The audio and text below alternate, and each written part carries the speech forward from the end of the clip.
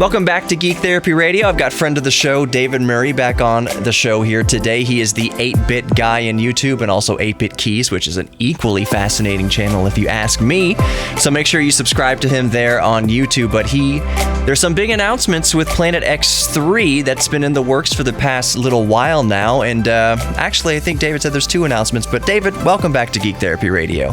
Thanks, Johnny. So what's the first announcement?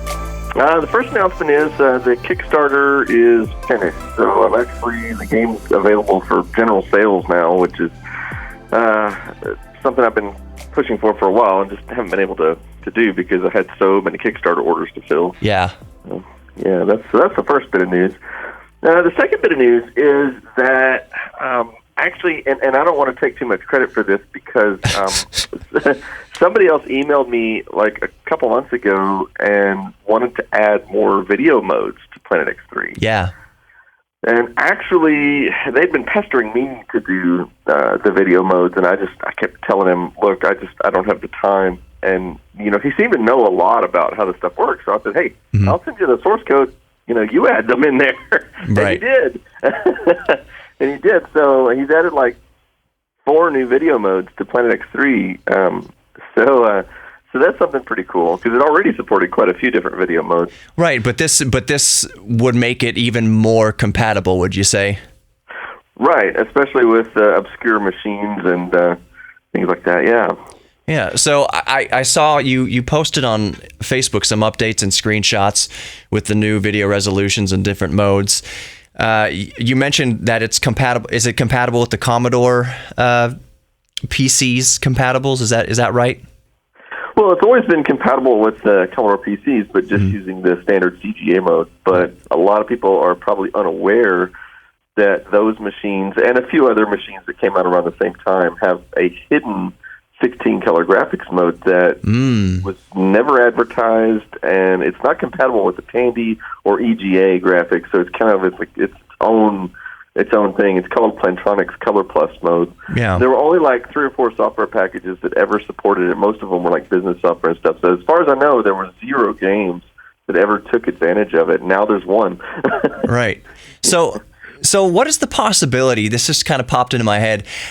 Maybe I'm just, a little unique in this way, but the retro PC that I've been really spending a lot of time with recently is the old Atari ST. Are there any plans? Is it even possible to make it compatible with the Atari ST if it isn't already? Yeah, it would be a 100% rewrite to do on the Atari because it's a different video, different processor, different audio, everything's different. And I would imagine that the demand for an Atari ST port probably isn't huge, would you say? Yeah, I mean, if I did one, I might be able to sell 200 or 300 copies of it, but it wouldn't be worth the trouble. Right. See, that's exactly. And the Atari, like many other computers, has different RAM availability. So the Atari that I have is the 520 ST, so it has a 512 kilobytes of RAM. And what I'm finding is there are a lot of programs that I want to run on the Atari ST with only 512K of memory. I can't run because I get the error that basically it's run out of memory or it needs at least 1 megabyte of memory. How much, speaking of RAM and system compatibility, what does Planet X3 use up as far as storage and RAM and all that memory? Well, if you're running it on a CGA system, it only uses 256K. If you're running it on a VGA system, it requires 384K. Okay. So actually, in theory, it would run fine on an Atari ST with 512K, assuming wanted to do the port. Right, and I'm not pressing you to do the port. I just think it's, like you said, there's going to be way more demand for PC compatible and MS-DOS ports than there is going to be for some. I don't want to call the Atari ST obscure, but compared to DOS, it is pretty obscure in terms of numbers and everything. And I believe Atari was more, I want to say it was more popular overseas than it was in the United States. But don't quote me on that, listeners. I'm not 100% sure. I think the Amiga was more popular in the UK. But yeah, I think the Amiga was more popular in Europe than it was here. Yeah. And the Atari, I think the US and Canada was probably its biggest market. Yeah.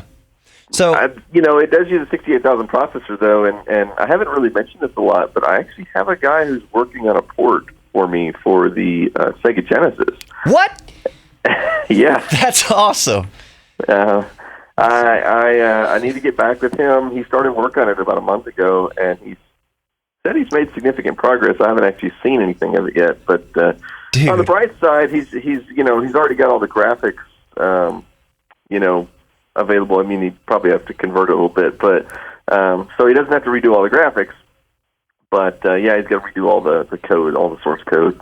That is really, really cool. That didn't even cross my mind. But so, are you talking maybe eventually, hopefully in the future, shipping out actual cartridges? Yeah, that's the plan. Awesome. I'm actually really curious to see how he's going to do the interface too, because Planet X3 requires quite a few different keys on the keyboard to initiate different commands, and obviously when you're dealing with something like a game console, he's going to have to redo some of the interface to make it work better with the controller with limited buttons.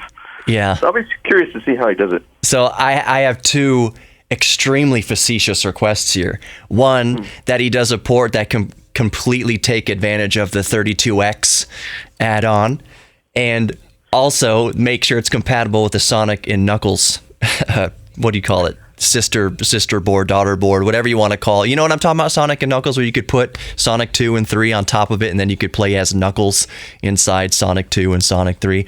If Planet X3 can use those two devices, the 32X and the Sonic and Knuckles cartridge, that would be awesome. But I would be curious to his take on that. I'm being completely facetious with this, but you never know. I haven't heard him mention those, so I don't know. See, the Sonic and Knuckles thing, that's really ridiculous, but the 32X thing, I don't know, maybe you can add some extra sprites or some extra Easter eggs or extra sound. I don't know. It's fun. As geeks, it is very fun to kind of speculate on all this, whether or not it actually comes to fruition. Am I holding my breath for a 32X capable? It is safe to say, though, that he will take excellent advantage of the sound chip in the Sega Genesis, because the guy doing this is actually the guy who wrote the sound engine for the PC version of the game. So he definitely has experience with that sort of thing. So that's really cool. A question that comes to mind, and the reason why I asked if it comes out on a cartridge, what are your feelings towards Planet X3, MS-DOS compatible Planet X3, not necessarily the Sega Genesis version, theoretically in the works, but I've seen some people ask about making a digital download available. What are your thoughts on that? Oh, well, I plan to do that. I did the same thing with Planet X2 a couple of years ago. I sold out most of the box copies I had, and then once that happened, I released a digital download only. I guess what I'm afraid of is if I release a digital download, a lot of people might go for that might otherwise buy the box version. Then I'll be stuck with all these box versions I can't sell. So. Yeah. But I don't think that's going to be a problem, though. In fact, I wouldn't be surprised if the next 3 to 4 months I don't make a digital-only version available.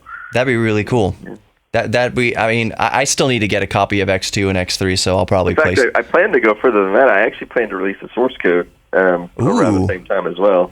Ooh, old school shareware, maybe? No, not so much shareware. Just once the game's kind of run its course as far as sales are concerned, I feel like I did so much research and got so much talent to come in and help me with this as well, that there's a lot of people have been asking, well, gee, I need help programming in these old systems. I don't understand how to use these video modes and stuff like that. And I feel like, well, if I release a source code for X3, then there'll be a lot of people will be able to look at that and maybe write their own games. Man, as a result of, or maybe modify X3 to do all the things that I wished I'd had time to make it to originally, or a combination of those. So yeah. Yes, and that's one of the things that I love about geek culture, and what you add to geek culture is that we really like to share our hobbies and interests with each other. So the fact that you're even talking about making Planet X3 open source, that's really doing something for the geeks. That's doing something for the people. So I think you're going to help out a lot of people by doing that. Well, I hope so. Yeah. It'll be fun to tinker with regardless. So in the last minute here, I'm sorry to kind of rush things along. I don't want it to feel rushed, but what is after Planet X3? Oh, well, I don't know if I have any games coming anytime soon, because I'm kind of devoting most of my long-term project time over to the Commander 16, which is it's a computer that that I'm trying to build. Yeah. So that's going to be taking all my spare time for that. Okay, with the time left here, let's plug all that good stuff. The Commander X16. Tell us about the Facebook page and where people can go to learn more about that. You should just search Facebook for Commander X16 and you'll find it. You can also find there's a Facebook page dedicated to Planet X3 as well. And again, if you just search for it, I don't have the exact URL handy, but you can find it. It's pretty easy. Right, and I'll link to it in the show's description here when I put up the podcast version also. And David, what? I forgot what I was going to ask. Where can people go to buy Planet X3? www.the8bitguy.com. Awesome. David, thank you so much for coming on Geek Therapy Radio again. Oh, you're welcome.